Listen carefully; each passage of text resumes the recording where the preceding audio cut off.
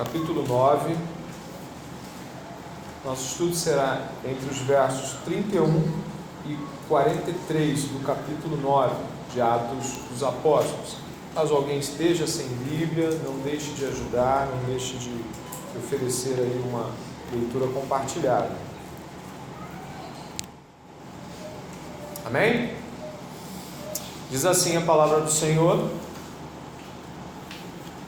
assim, a igreja tinha paz por toda a Judéia, Galiléia e Samaria, edificando-se e caminhando no temor do Senhor, e no consolo do Espírito Santo crescia em número. Passando Pedro por toda parte, foi também visitar os santos que moravam em Lida. Encontrou ali certo homem chamado Enéas, que havia 8 anos jazia de cama, pois era paralítico. Pedro lhe disse: Enéas, Jesus Cristo cura você. Levante-se e arrume a sua cama. Ele imediatamente se levantou. Todos os habitantes de Lida e da região de Saron viram Enéas e se converteram ao Senhor. Em Jope havia uma discípula chamada Tabita, nome este que, traduzido, é Dorcas. Ela era notável pelas boas obras e esmolas que fazia. Aconteceu que, naqueles dias, ela adoeceu e veio a morrer. Depois de a lavarem, puseram o corpo num quarto do andar superior. Como Lida ficava perto de Jope, os discípulos, ouvindo que Pedro estava ali, enviaram-lhe 2 homens com o seguinte pedido: não se demore em vir até nós. Pedro se aprontou e foi com eles. Quando chegou lá, eles o levaram ao quarto do andar superior. Todas as viúvas o cercaram, chorando e mostrando-lhe túnicas e vestidos que Dorcas tinha feito enquanto estava com elas. Mas Pedro mandou que todos saíssem, ajoelhou-se e orou. Depois, voltando-se para o corpo, disse: Tabita, levante-se. Ela abriu os olhos e, vendo Pedro, sentou-se. Ele, dando-lhe a mão, ajudou-a a ficar em pé. E chamando os santos, especialmente as viúvas, apresentou-a viva. Isto se tornou conhecido em toda a cidade de Jope, e muitos creram no Senhor. Pedro ficou em Jope muitos dias, na casa de um curtidor chamado Simão. Que o Senhor possa abrir os nossos corações hoje, possa falar diretamente com sua palavra e penetrar lá em recônditos mais escuros ou estranhos à nossa própria percepção individual. Que a palavra de Deus nos exorte. Eu te convido a uma oração que realmente seja uma oração pessoal a Deus, uma oração no qual você entregue o seu coração a Jesus Cristo e peça que Ele examine o seu coração. Nós vamos estar em um estudo, logo, vez após vez, versículo após versículo, o Senhor vai nos mostrar coisas acerca dele e para nós mesmos também. Ore comigo, por favor. Pai, engrandecido seja o teu nome, e diante de toda a igreja, louvado seja o nome do Senhor Jesus Cristo, teu Filho, que no poder do Espírito Santo foi ressuscitado ao 3º dia, segundo as Escrituras. E Senhor, hoje, a igreja aqui reunida, ainda que não seja domingo, o dia da ressurreição, como costumamos lembrar, hoje, numa quinta-feira, onde muitos vieram de seus trabalhos, estudos ou desafios particulares, Senhor, hoje aqui, clamamos pelo poder do Espírito Santo. Clamamos para que, diante das Escrituras, que são palavra viva de Deus, nós possamos estar como sendo totalmente vistos por Deus, totalmente transformados por Deus e dependendo unicamente de Jesus Cristo. Precisamos essa noite, Pai, nos abrir diante de Ti. Como a irmã orou, Senhor, conceda-nos o arrependimento necessário para hoje, necessário para que as coisas venham para o seu lugar, para que elas sejam reconciliadas em Cristo. Mostra-nos, Senhor, seja em uma parte ou em alguns trechos ou em todo o ensino desta noite, mostra-nos como devemos viver para glorificar o Teu nome, viver de modo digno do Evangelho, digno da vocação que fomos chamados, Senhor. Se há alguém aqui que não conhece o teu nome, que não pertence a Jesus Cristo, que não tem o selo do Espírito Santo sobre sua vida, que não passou da morte para a vida, Senhor, toda a igreja clama que nesse estudo o Espírito Santo entre nessa pessoa, transforme, regenere essa pessoa e que haja mudança de vida, haja um novo nascimento do alto. Nós te pedimos que o Senhor esteja conosco, abrindo-nos o entendimento para as Escrituras, Pai. Em nome de Jesus Cristo. Amém.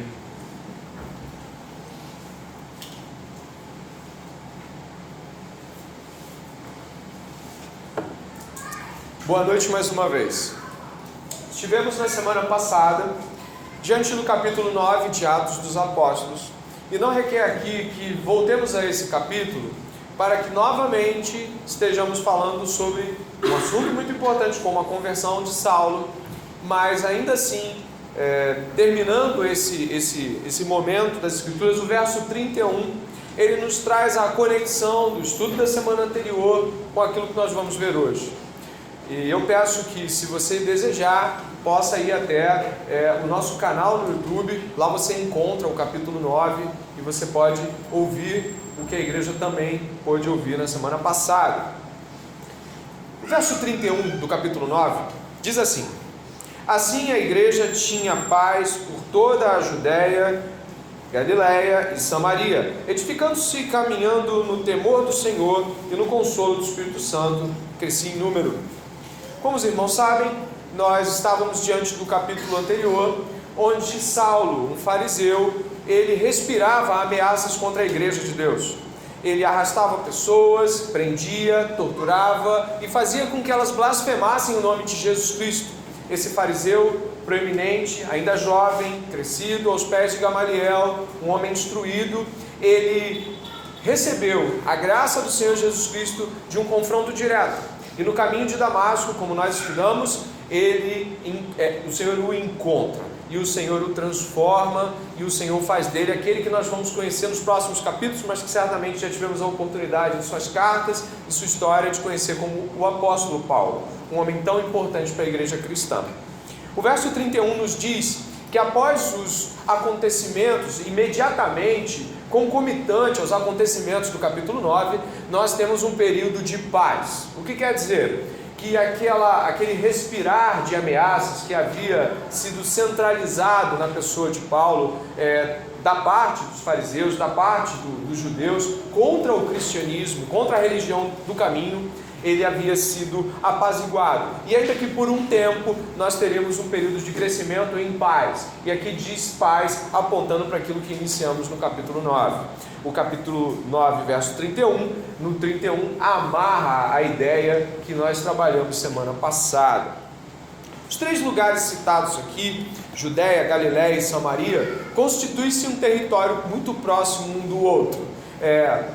Certamente podemos fazer isso na semana que vem, mas o mapa de uma questão de norte e sul coloca a Galiléia ao norte, Samaria ao meio e mais abaixo a região da Judéia, que tem Jerusalém, entre outras cidades, e até mesmo uma cidade que vai ser citada aqui hoje, Jope, nas margens do Mediterrâneo.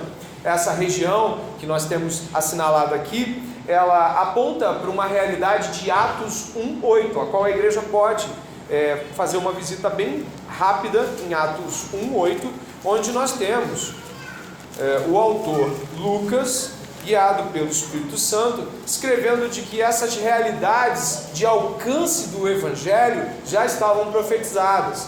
O livro de Atos, capítulo 1, verso 8, tem uma fala do próprio Jesus, pouco antes de ascender aos céus. O próprio Jesus Cristo fala sobre o alcance do ministério do Evangelho por parte do Espírito Santo na vida daqueles homens. Diz assim, verso 8: mas vocês receberão poder ao descer sobre vocês o quê? Espírito Santo. E serão minhas testemunhas. Eu gostaria que você completasse. Tanto em Jerusalém, como em toda a Judéia, Samaria e até os confins da terra. Nós estamos vendo aqui então o autor Lucas, ele está apontando progressivamente em seu livro, o livro de Atos, que era um livro que junto com o Evangelho de Lucas fazia quase que um livro só, o segundo tratado de Lucas aqui. ele aponta para uma realidade crescente, um desenvolvimento da obra do Espírito Santo na igreja cristã. Eu quero usar essa palavra mesmo, desenvolvimento, não porque não haja da parte de Deus total controle sobre o que Ele está fazendo. Deus está fazendo coisas com pessoas aqui hoje, Deus está fazendo coisas na história do mundo, Deus está no controle do mundo.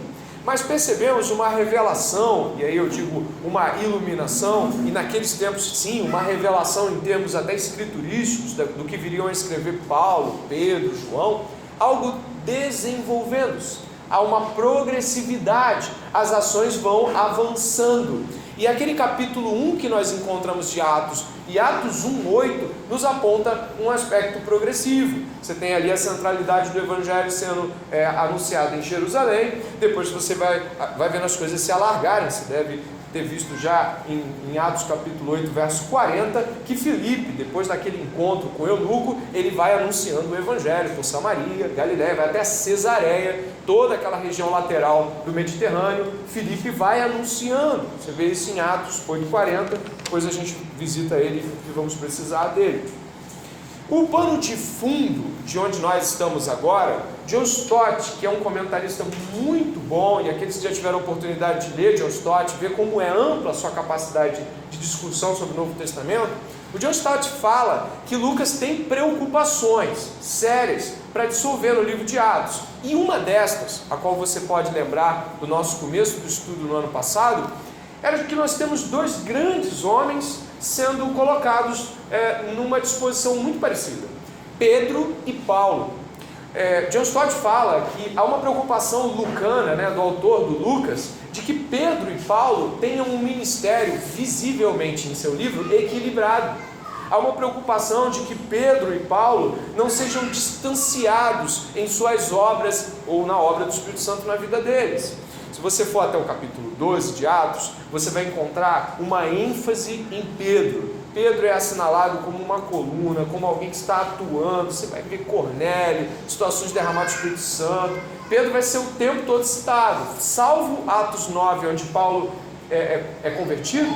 Tudo mais centraliza-se entre igreja e Pedro. Está preso, está Pedro. Tem a situação de Ananias e Safira, Pedro está lá. Toda a realidade diaconal, todos os grandes assuntos do capítulo 1 até o capítulo 12, Pedro está lá. Quando você entra no capítulo 13, vão se lembrar que existe Paulo. Ele está perdido lá em algum canto e Barnabé lembra dele. E a partir do capítulo 13, nós temos uma outra atitude de Lucas, que é a ênfase no ministério de Paulo. Então nós temos até o capítulo 12 uma ênfase no ministério de Pedro, e depois do capítulo 12 uma ênfase no ministério de Paulo. Isso é muito importante. Quem já leu Pedro, já leu Paulo, vê a diferença no modo de escrever, a diferença de pensamento, mas um único evangelho. Pedro defende Paulo em sua segunda carta, no último capítulo. Paulo aponta em 1 Coríntios capítulo 1, 2, 3 para uma realidade onde Pedro é considerado um homem de Deus. 1 Coríntios capítulo 9 também Pedro é defendido por Paulo enquanto o seu ministério recebe auxílio, ele pode levar esposas. Então existe respeito mútuo por parte de Paulo e por parte de Pedro. Porém, nós entendemos que esse respeito mútuo nem sempre, nem muitas vezes é tudo que nós precisamos para ter um tempo de convívio.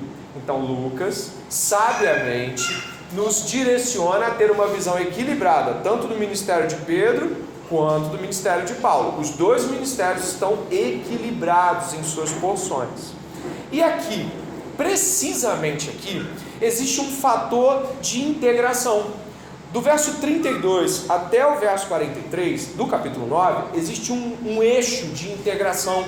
Rapidamente o texto sai de Paulo, e entra novamente no ministério de Pedro, mas não num texto qualquer. Existem coisas que vão acontecer aqui hoje que vão nos preparar para aquilo que o Evangelho vai ser em sua totalidade, em termos de proclamação.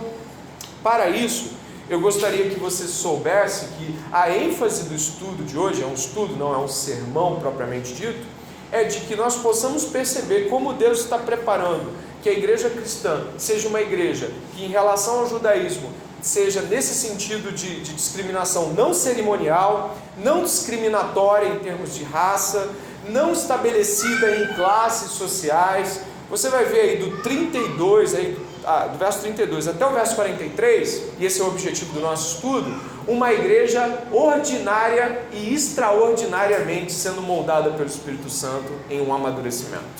E amadurecer é um objetivo de todos nós em Cristo. Portanto, eu gostaria que você pudesse tomar de extrema atenção o que vamos estudar agora. O que nós temos então no verso 32? O verso 32, após o verso 27, 28, 29, 30, dizer que Paulo estava explodindo, pregando em tudo quanto era lugar, ninguém segurava Paulo, ele estava ousado. Rapidamente Lucas remete de que Pedro também estava andando por toda parte e fazendo o anúncio da mensagem. Verso 32, se você puder observar, Pedro está passando por toda parte. E que toda parte é essa? Os comentaristas bíblicos são unânimes em dizer que toda parte é Judéia, Galiléia e Samaria, não é além de Judéia, Galiléia e Samaria. Essa é a toda parte que o Evangelho já chegou intencionalmente. Aqui no verso 32, nós temos um Pedro passando por lugares que já foram visitados. Pedro não está anunciando propriamente de maneira nova o Evangelho. Pedro está aqui passando por lugares que já foram assinalados por Lucas em Atos 8:40. Eu gostaria que você pudesse olhar uma paginazinha para trás. Você vai perceber que Filipe, o evangelista, dê uma olhada por favor. Atos 8:40. Mas Filipe foi visto outra vez em Azoto e seguindo viagem evangelizava todas as cidades até chegar a Cesareia, até chegar mais ao norte. Então Jope, Lida, todas aquelas regiões Filipe evangelizou. O que Pedro estava fazendo agora era passar novamente e ver como estavam os santos. E nessa primeira questão é onde eu finco os meus pés em uma expressão que eu vou usar durante todo esse estudo. Pedro estará fazendo algo ordinário.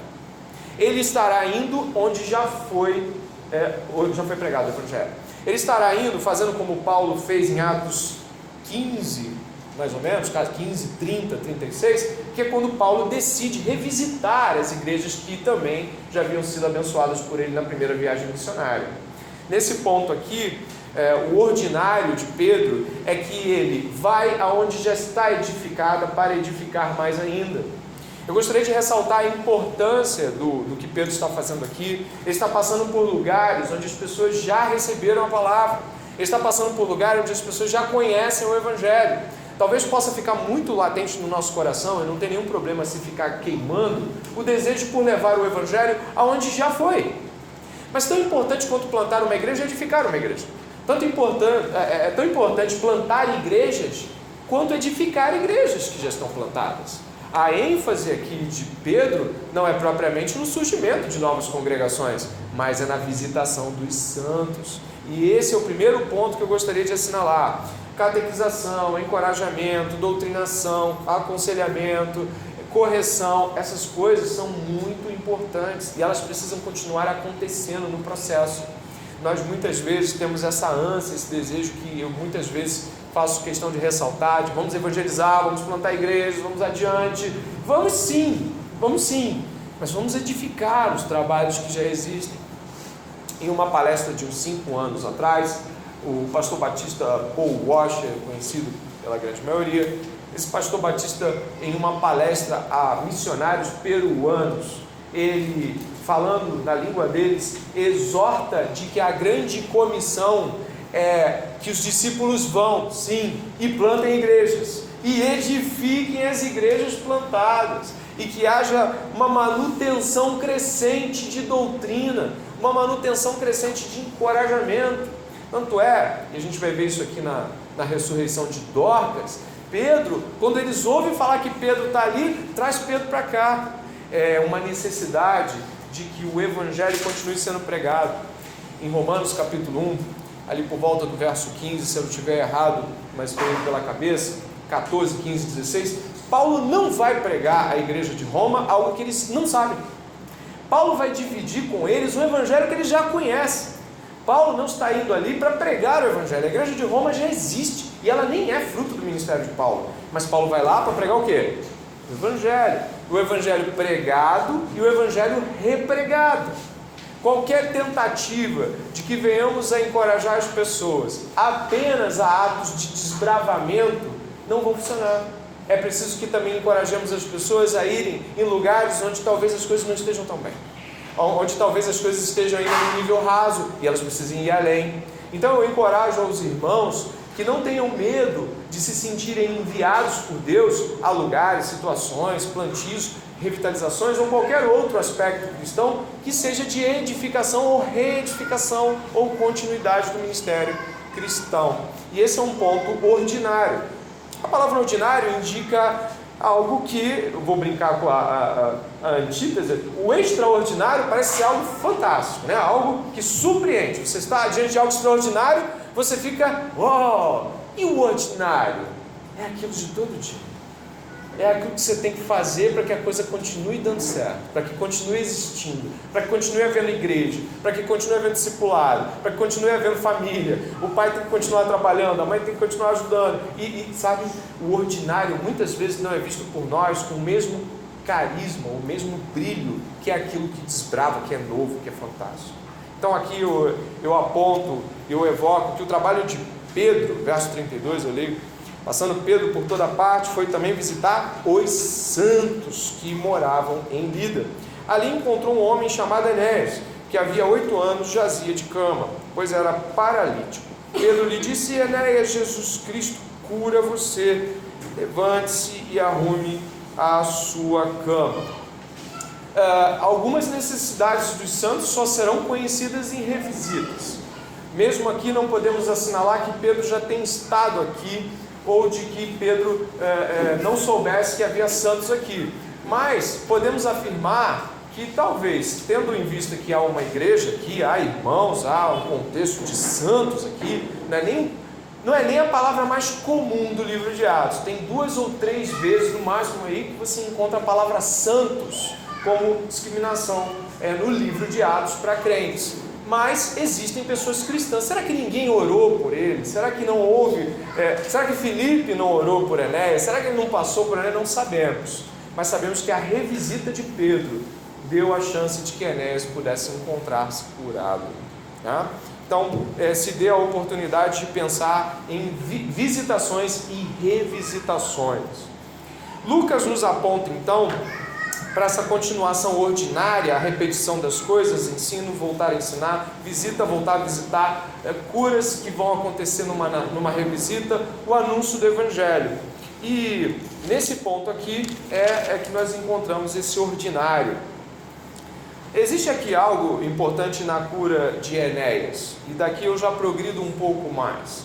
Se o ordinário aqui é justamente o fato de que Pedro revisita, ou faz uma visita em um lugar que já existia cristianismo, esse algo aqui importante, tanto na cura de Enéas, quanto na ressurreição de Dorcas, que você vai encontrar aí logo à frente. Esses 2 ministérios, o de Pedro e de Paulo, são marcados por esses atos extraordinários de cura, atos extraordinários ligados ao seu apostolado. E eu gostaria que você pudesse perceber que existe algo muito significante aqui. Nosso tempo é permeado por pessoas que apontam ser apóstolos. Elas dizem ser apóstolos. A palavra apóstolo ou mensageiro, ela não é uma invenção do cristianismo. A palavra apóstolo não foi criada pelos cristãos. Ela foi absorvida dentro da perspectiva cristã, do vocabulário cristão, e ela era usada para esse tipo de trabalho que os 12 discípulos de Jesus faziam.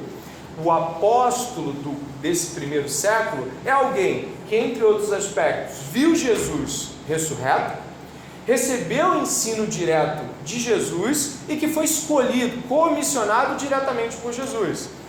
Poxa, então usar a palavra apóstolo é errado? Eu acredito que não seria prudente e nem honesto com o peso que essa palavra tem no Novo Testamento. Nós precisamos ter noção de que alguns aspectos das palavras do Novo Testamento, elas são tão pesadas e importantes que quando nós usamos elas em contextos minoritários ou minorizados, o que a gente faz é dissolver o peso dessa palavra. Como por exemplo, eu recebi uma revelação de Deus. Gente, revelação é um termo usado na Escritura para dizer que Deus mostrou algo e virou Escritura. Isso não pode simplesmente cair na nossa boca e virar revelação. A gente perde o peso da palavra, perde o valor dela, o custo dela. Assim como revelação, a palavra apóstolo deve ser tida com certo zelo. E acredito que não é nem um pouquinho absurdo deixá-la entre os 12 ou os 13, né? Contando com Paulo e Matias dentro desse grupo. Então, por favor, eu sei que existem pessoas aqui que nunca ouviram essa fala sobre apóstolos, talvez possam querer mais informações. Nós já visitamos esse tema. Eu peço que tenham cuidado, não é sábio, não é cabível, não é zeloso com as Escrituras o uso da palavra apóstolo no contexto atual. Há muitas perdas para o cristão quando essa palavra é banalizada e utilizada hoje. Eu sigo com os irmãos dizendo que a importância do que está acontecendo entre o 32 e o 43 é de que essa importância é uma importância de se parecer com o ministério de Jesus. Existe o ordinário da visitação, o ordinário da repregação, e agora existe aqui o ordinário do ministério de Jesus acontecendo. Repare como o que acontece com Enéas te lembra o paralítico do tanque de Betesda. Levanta. Os dois não foram ao encontro de Jesus. Enéas estava ali, Pedro levantou ele. Vamos, levanta, Enéas. O paralítico do tanque de Betesda também levanta. Se você olhar a ressurreição de Dorcas, lembra muito aquele caso clássico, acho que de Marcos 5:41. Tabita, cume, menina, levanta. Existe uma revisitação aqui em toda a construção de Lucas, no ministério de Jesus. O ministério de Jesus recebe aqui uma revisitação. O que foi escrito acerca de Jesus recebe uma roupagem em Lucas para Pedro. E é nítido como Pedro não somente cura ou ressuscita em nome de Jesus, mas muito parecido como Jesus fez. Pedro era um discípulo, até o modo como ele se portava, mandou todos saírem, na hora da ressurreição de Dorcas, saiam todos, ficou só com ela lá, orou, trouxe de volta, igualzinho a menina, a Talita, que é a menina que levantou-se. Nesse ponto é importante observarmos que tanto o apostolado desses homens, como o modo que eles desenvolviam o ministério deles, era para formar, fundamentar de que eles eram diferentes para aqueles que hoje se dizem apóstolos. Os apóstolos e os profetas são tidos na Bíblia como doutrinas fundamentais, ou na verdade, aqueles no qual o Senhor deu a doutrina para que ela pudesse chegar até nós. Vai em Efésios capítulo 2, verso 20, por favor.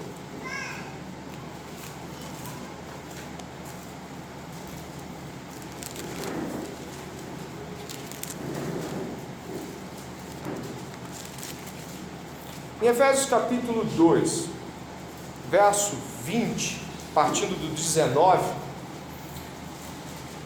nós temos a importância que são os apóstolos repetindo o modo de Jesus curar, repetindo o modo de Jesus ressuscitar, sendo usados por Jesus como Jesus foi usado por Deus. Verso 19, assim, vocês não são mais estrangeiros e peregrinos, mas concidadãos dos santos e membros da família de Deus, edificado, pode ler, sobre sendo ele mesmo Cristo Jesus, a pedra angular.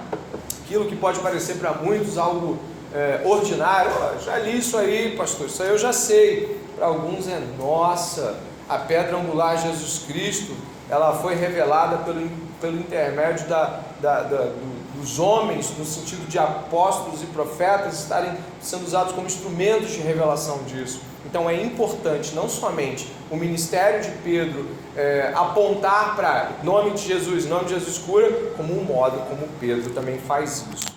A gente volta para Atos.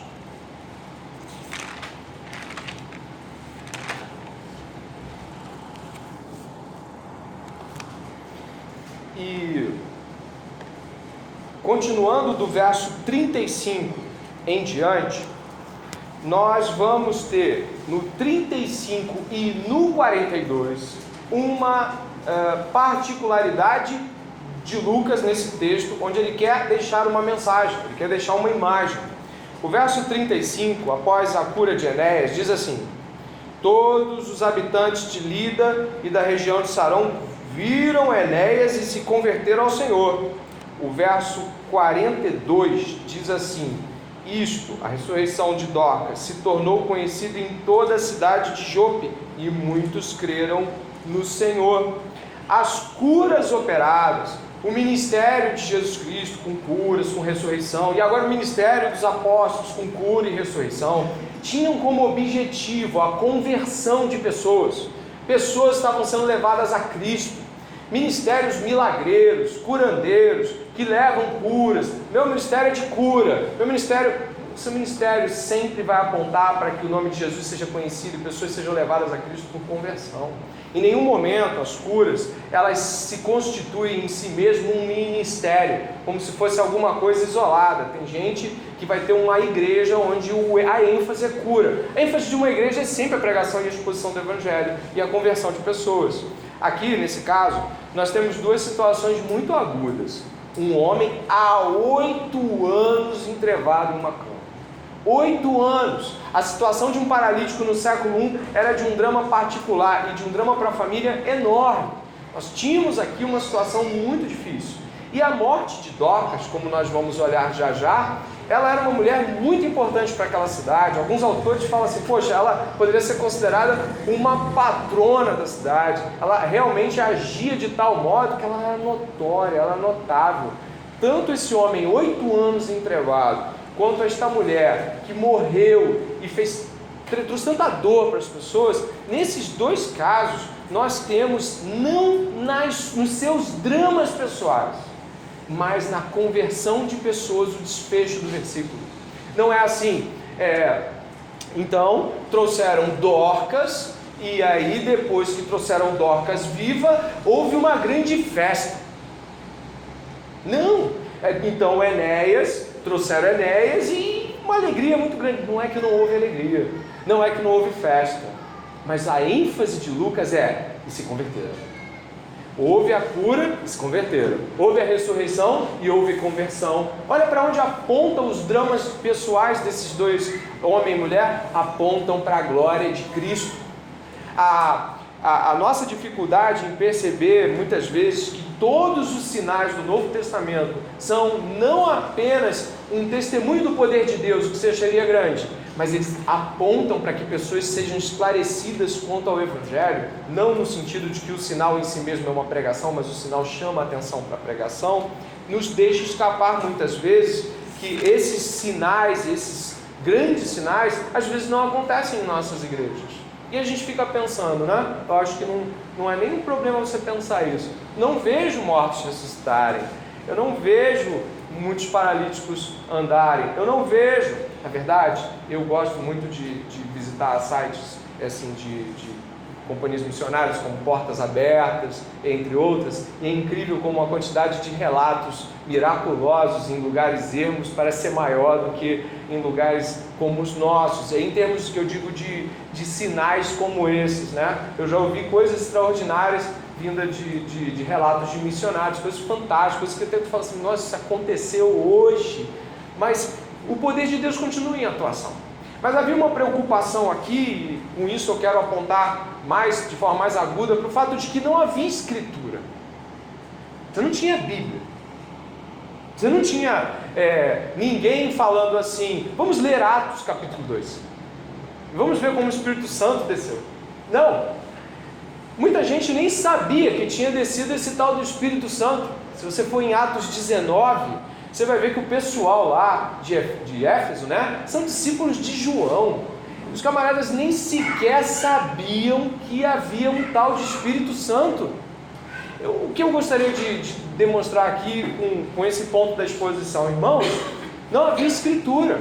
Muitas das coisas que se repetiam aqui e que foram escritas para nós, hoje nos servem para instrumentos de fé da parte do Senhor e nos ver que o Senhor faz.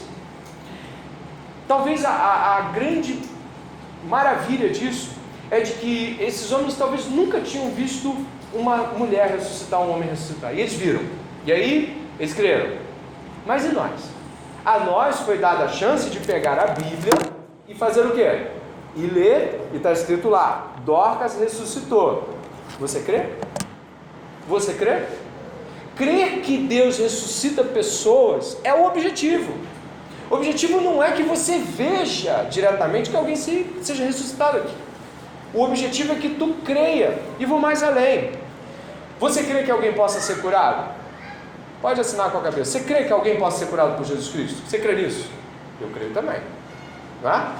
Só que quem tem a Bíblia, eu lhe falo com bastante franqueza, crê tanto que a pessoa possa ser curada, quanto que Deus possa dar graça e não curar ela até o resto da vida. Em ambos os casos, é preciso ter fé. Nós temos as Escrituras, e as Escrituras nos apontam para um Deus que ressuscita os mortos. Devemos responder com fé a essa afirmação. Devemos responder com fé ao fato de que Jesus Cristo cura pessoas e continua curando pessoas. Devemos responder com fé. E quem crê que Deus vai ressuscitar você no último dia, pode crer em qualquer cura, mesmo que ela nunca venha acontecer diante dos seus olhos. A maior confissão em termos miraculosos é você falar, não, eu creio que Jesus ressuscitou dos mortos e eu creio que Ele vai me ressuscitar dos mortos também. Uma pessoa como essa pode orar por cura e a cura nunca vir, e ainda assim isso não vai ser determinante para a fé dela, porque ela já crê em algo muito mais difícil, que um morto volte à vida. Nós muitas vezes nos surpreendemos porque as pessoas falam de relatos em igrejas que não são igrejas e Deus está curando. Deus é bom, tem graça comum espalhada. O diabo também faz seus sinais, mas a graça de Deus está espalhada por aí. Deus é bom. Deus é bom, não esquece que Deus é bom, não. Deus é bom. Só que não nos movemos pelo que vemos. Essas pessoas não tinham escritura para saber que o Espírito Santo descia aqui e descia lá. Então o que muitas vezes você vê no livro de Atos? O Espírito Santo desce em Atos 2, Atos 10, Atos 19, aí tu fala assim, meu Deus do céu, eu nunca vi um negócio desse, de vir e todo mundo falando em língua. Sim, mas você lê que isso aconteceu? Leio. Você crê? Creio. Então tá bom, está resolvido por você. Esse pessoal não tinha esse acesso privilegiado ao cânon, às escrituras, e eu peço que você possa pensar profundamente sobre o modo como muitas vezes quer testar a Deus com sinais. Quando Jesus foi testado em Mateus capítulo 2 com sinais, ele falou, então eu vou dar sinal nenhum para vocês. O sinal vai ser o profeta Jonas, o sinal vai ser a escritura. Você vai lá no profeta Jonas, e do mesmo modo, como ele passou 3 dias no ventre de um peixe, o Filho do Homem também vai passar 3 dias no seio da terra. Sabe o que Jesus estava falando? Vocês estão querendo ver, né? Então vão ler Bíblia. Está querendo ver? Vai ler Bíblia. Você quer ver milagre? Lê a Bíblia. Ué, então Deus não cura? Cura. Mas o maior milagre é a sua conversão. O maior milagre é que você se converta e creia que Deus ressuscita os mortos.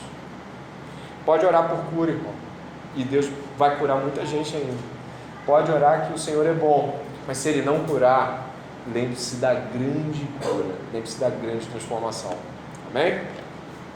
Partindo daí, qual é então o extraordinário aqui?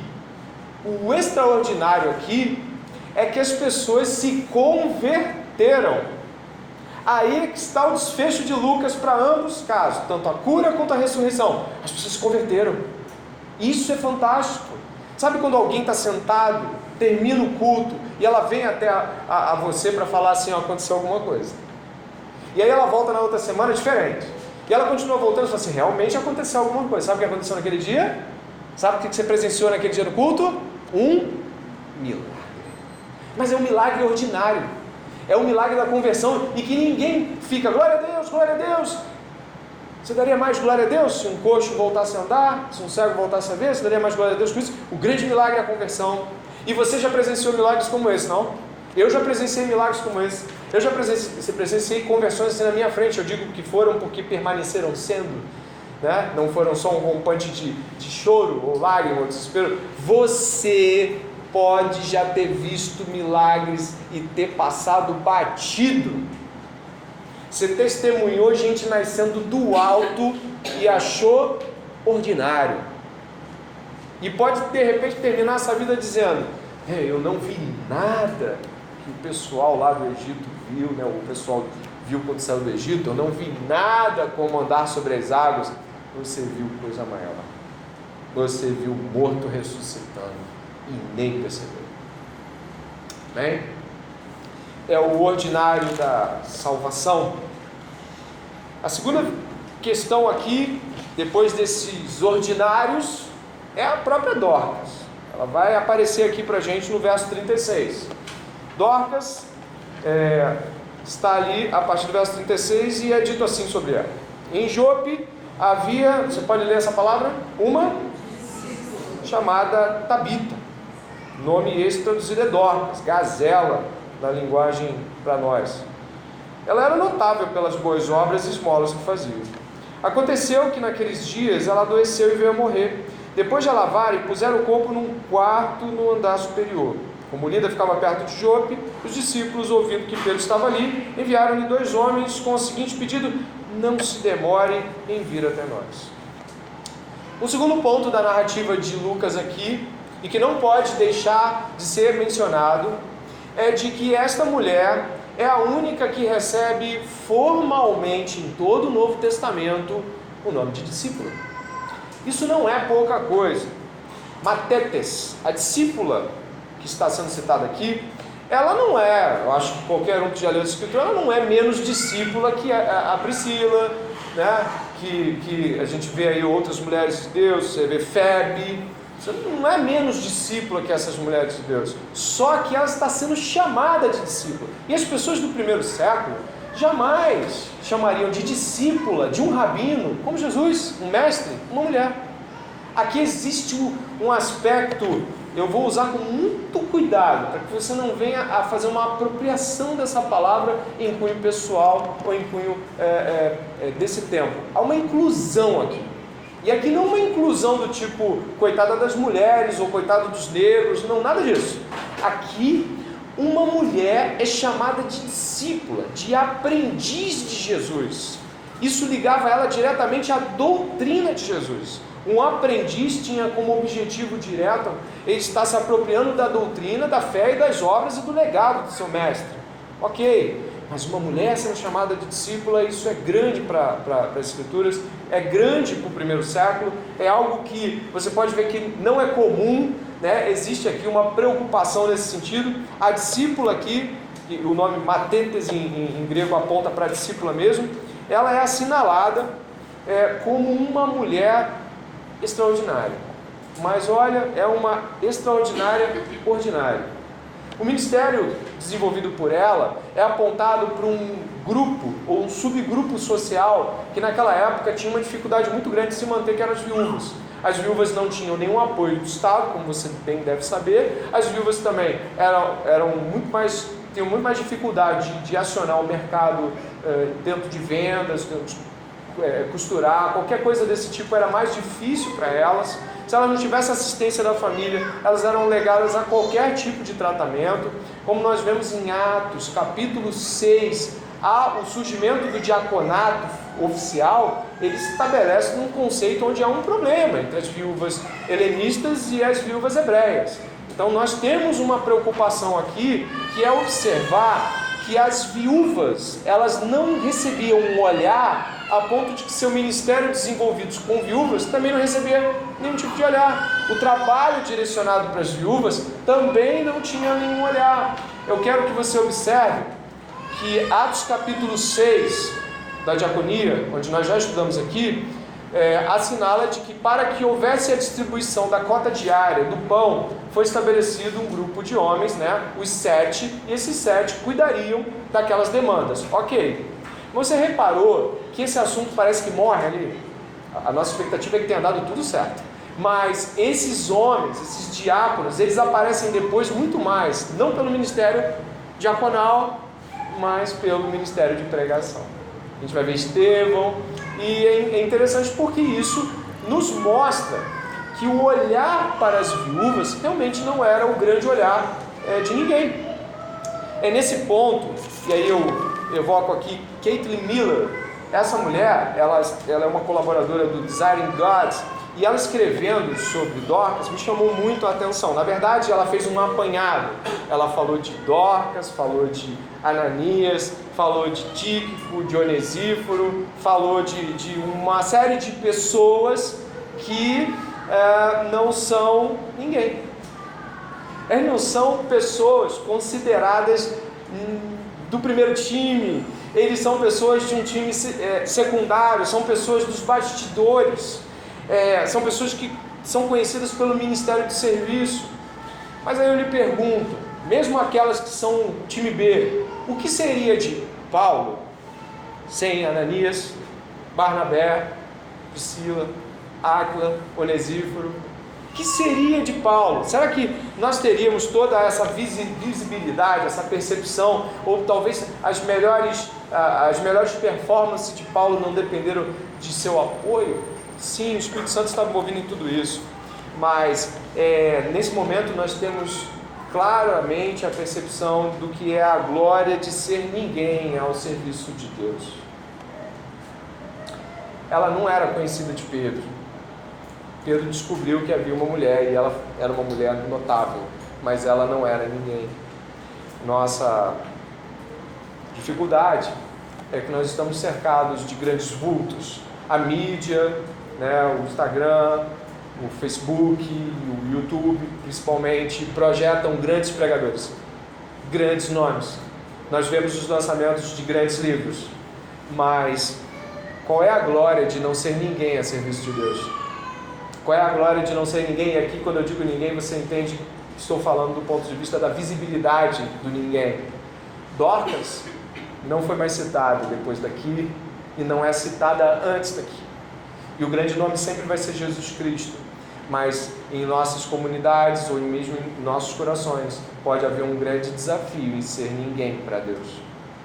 Em trazer as coisas sempre para o lugar, ou talvez estar sempre colocando as cadeiras em ordem, ou mesmo fazendo costuras para cobrir as dificuldades com os remendos da vida, ou mesmo fazendo coisas do nosso cotidiano de igreja, que se não forem feitas, sentimos falta, mas quando são feitas,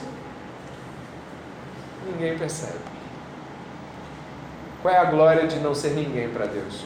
Qual é a glória de que você possa olhar para algo que Deus fez através de você e ninguém nem pergunte quem fez isso? Quem é que botou isso aqui? Quem é que fez aquilo outro? Eu te chamo a atenção para Tiago 1,27, que diz que a religião pura e sem mácula diante de Deus, nosso Pai, é o quê? Visitar os órfãos e as viúvas em suas aflições ou tribulações e guardar-se incontaminado do mundo. Dorcas era uma discípula, logo ela era uma aprendiz de doutrina. E Dorcas era alguém que assistia as viúvas. Está dizendo que ela era viúva. Então nós temos aqui uma relação intensa entre fé, doutrina e obras. Ela era uma discípula, sim. E ela estava vivendo uma verdadeira religião. E independente se fosse ou não ressuscitada, como foi, ela nos é um exemplo da glória de não ser ninguém para Deus, vivendo uma vida cristã digna, uma vida cristã correta. As mulheres choravam perto de Pedro, falando: olha o que ela fez, olha o que ela fez por nós. Talvez você não imagine, mas o ministério de Deus na vida de algumas pessoas, ou muitas, eu vou dizer um pouquinho mais, talvez a grande maioria de nós não vai ser, você ouviu já a palavra na sua mente, né? Não vai ser ninguém. E que glória é não ser ninguém para Deus, né?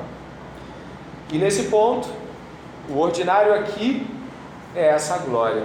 A glória de que você possa abençoar vidas, abençoar pessoas com o ministério cristão, e isso não seja para você, isso não lhe traga grandes recomendações e nem grandes nomes. E por último, irmãos, apontando para o fim desse nosso estudo, os próximos 7, 10 minutos no máximo, nós temos Deus trabalhando aqui a questão feminina, uma mulher discípula, uma mulher aprendiz. Nós temos Deus apontando em Cristo os seus milagres para que pessoas se convertam, ao contrário do que o nosso coração muitas vezes pensa, o milagre pelo milagre. Não, o milagre para o Deus do milagre, que é o Deus da salvação, que é o Deus da conversão. e a ordinária vida de uma mulher como Dorcas são um pano de fundo de algo que Deus está fazendo aqui com a igreja e com Pedro. Se os irmãos observarem, a gente vai ler a narrativa a partir do 39, Pedro se aprontou e foi com eles. Só um detalhezinho, eles não exigiram nada, não disseram vai lá porque tu vai ressuscitar ela. Foi só, vem ter conosco depressa, vem rápido, eles não estão pedindo que ressuscite, eles não estão fazendo nenhum pedido. É só venha, tá? Vem ter com a gente. Pedro se aprontou e foi com eles. Quando chegou lá, eles o levaram ao quarto do andar superior. Todas as viúvas o cercaram, chorando e mostrando-lhe túnicas e vestidos que Dorcas tinha feito enquanto estava com elas. Mas Pedro mandou que todos saíssem. Ajoelhou-se e orou. Depois, voltando-se para o corpo, disse: Tabita, levanta-se. Ela abriu os olhos e, vendo Pedro, sentou-se. Ele, dando-lhe a mão, ajudou a ficar em pé e, chamando os santos, especialmente as viúvas, apresentou a viva. Isso se tornou conhecido em toda a cidade de Jope, e muitos creram no Senhor. Gostaria que você lesse o 43 comigo, por favor. Pedro ficou em Jope muitos dias, na casa de um curtidor chamado Simão. Existe uma obra de Deus na vida de Pedro aqui. E eu não duvido que seja a obra de Deus na vida de muitos nós, em termos relativos ou em termos analógicos. Pedro aqui, ele estava em Lida, como você viu. Os irmãos que conheciam Dorcas chamaram ele para Jope, como você também viu. Jope não estava no caminho de Pedro, no sentido de uma ordem direta de Deus, um sonho, ou vai para Jope, ou então em Jope você encontrará grandes coisas que eu quero fazer com a sua vida. Pedro não teve um sonho para ir para Jope, ele também não recebeu nenhuma profecia, a igreja não mandou nenhuma carta, vai para Jope, estão precisando de ajuda em Jope. Mas nós podemos ver com clareza, e até pela intencionalidade de Lucas, que Jope está nos planos de Deus, não a cidade em si, mas os acontecimentos que vão ocorrer ali. No verso 32, Pedro está curando Enéas, e em seguida o convite para ir a Jope é um convite desafiador. Nós sabemos que Pedro não era um fariseu, mas se aproximar de mortos é um desafio para o judeu. A aproximação com um morto tornava você impuro cerimonialmente. E isso não é uma coisa simples. Mas, além desse primeiro ponto interessante a ser observado, com Dorcas, Pedro, a possível impureza cerimonial, nós encontramos no verso 43 que Paulo está na casa de um curtidor. O homem trabalha com bicho morto. Ele pega o couro, estica e arranca da pele dos animais.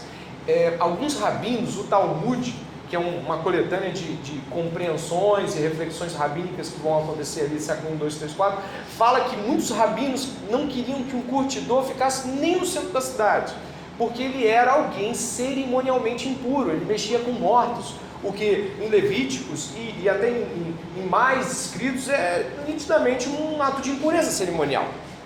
Estar Pedro na casa de um curtidor, depois de ter estado com um morto, e depois agora na casa de um curtidor, que era alguém não tão bem visto cerimonialmente, preparava Pedro para Cornélio.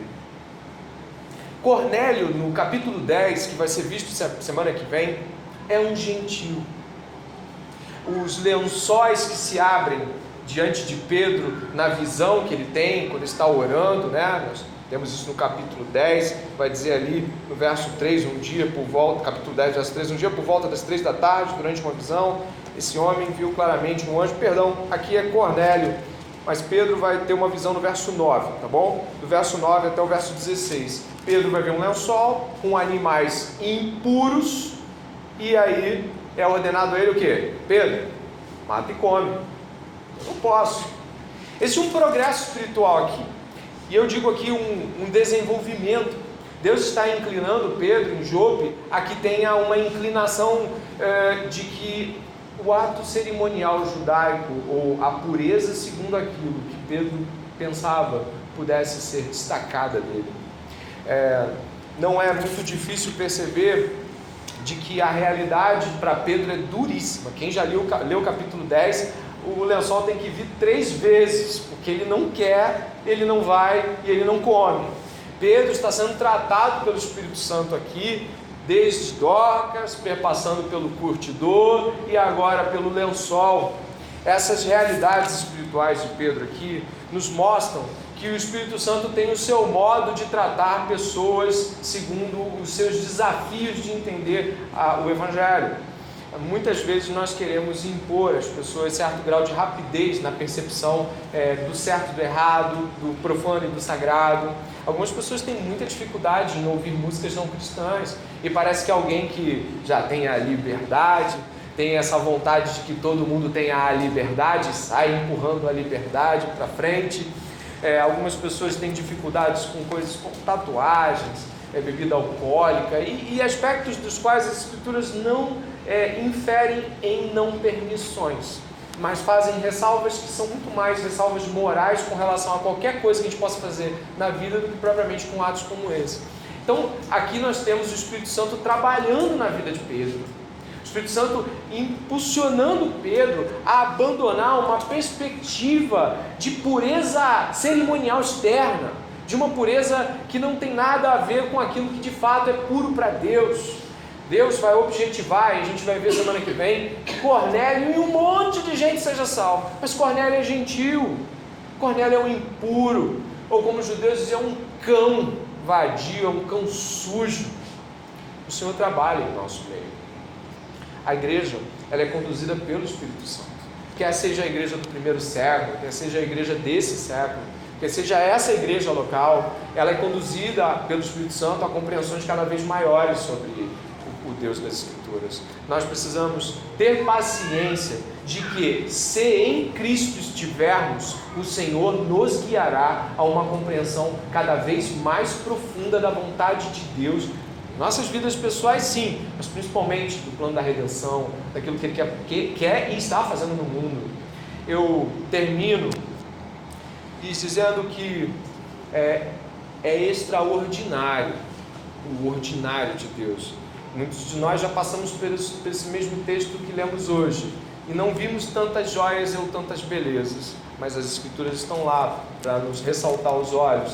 E eu peço que você, que acha que é ordinário a salvação, que legal, você se converteu, isso é fantástico, isso é muito mais do que morto ressuscitado.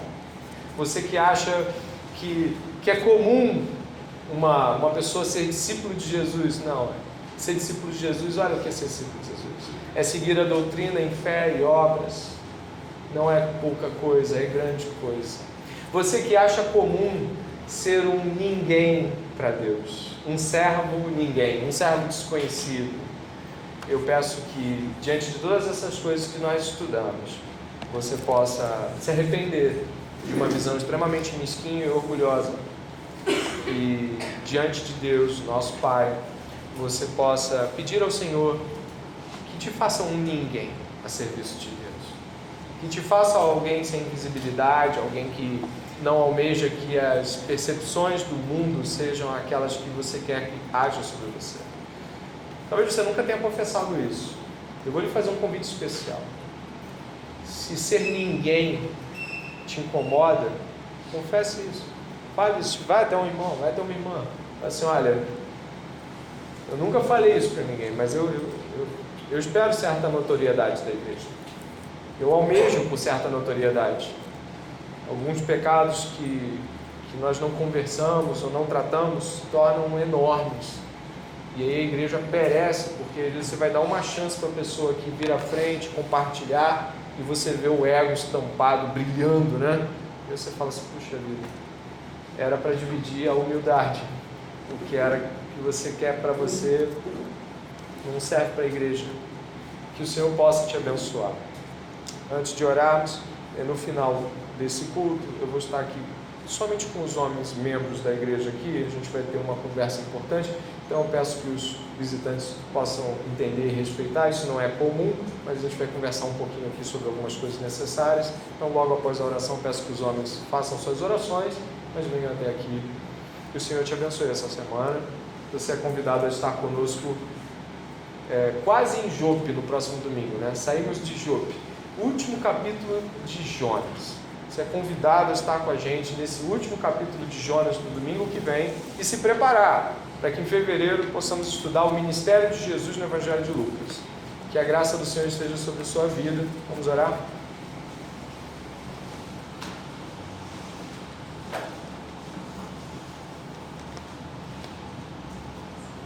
Senhor Deus e Pai, quantas vezes gastamos muito tempo, bastante tempo, construindo, ó Deus, realidades espirituais onde nós somos os protagonistas da história de Deus.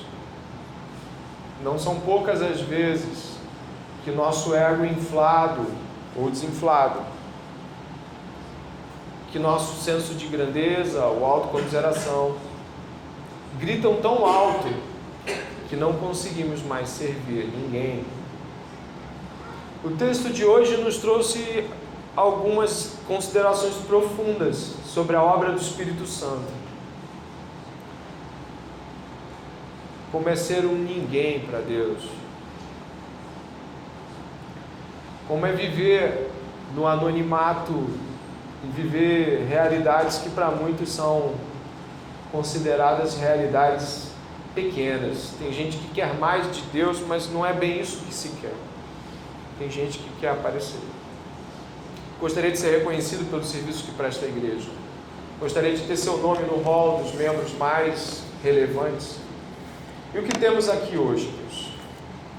Temos uma mulher muito simples, sendo honrada por Deus, por uma fé simples e uma obra notória. Tem misericórdia de homens e mulheres aqui, cheios de seu orgulho, uma dificuldade enorme, tanto de servir a Deus quanto de ser ajudado por outros. Ó Deus, por favor, tenha misericórdia de nós nesse culto. Eu peço ao Senhor também que o Senhor nos mostre que existem coisas em nós que não estão plenamente percebidas, mas que o Senhor já está trabalhando. Pedro precisava ver o Deus das Escrituras, fora de seu cativeiro religioso e seu senso moral religioso e cerimonial. Talvez nós estejamos ainda presos em legalismo e num modo extremamente cruel de medir pessoas e até nós mesmos. Tem misericórdia de nós nessa noite, Senhor. Que a doutrina de Cristo, firmada nos profetas e nos apóstolos, seja uma doutrina que traga para nós liberdade em Deus.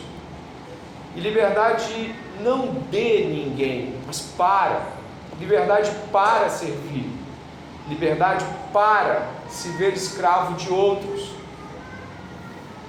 Muitos de nós passaram muitos anos servindo a si mesmos e hoje se dão conta de seu cativeiro. Liberta, Deus. Liberta, Deus. Transforma, eu te peço. Que esse estudo de hoje incomode nosso senso de grandeza, nosso senso de o que é de fato um grande milagre. Nos ajude a não olhar para a obra de Deus em nossas vidas e achar que a obra da vida dos outros é maior. Precisamos da tua humildade hoje, Senhor. E precisamos estar submetidos a Deus em Cristo a favor dos irmãos. Perdoa os nossos pecados. Perdoa os nossos pecados. Perdoa o nosso modo constantemente, repetidamente atrevido de lidar com a tua casa, com a tua obra, com as pessoas, extremamente arrogante, pedante. Eu tenho vergonha de mim, Deus. Posso me ver em dezenas de momentos na minha mente com lembranças vergonhosas de quando quis me afirmar por várias coisas que eu deveria estar humilhado de poder fazer. Misericórdia de nós. Transforma o nosso coração essa noite. Em nome de Jesus. Amém. E amém.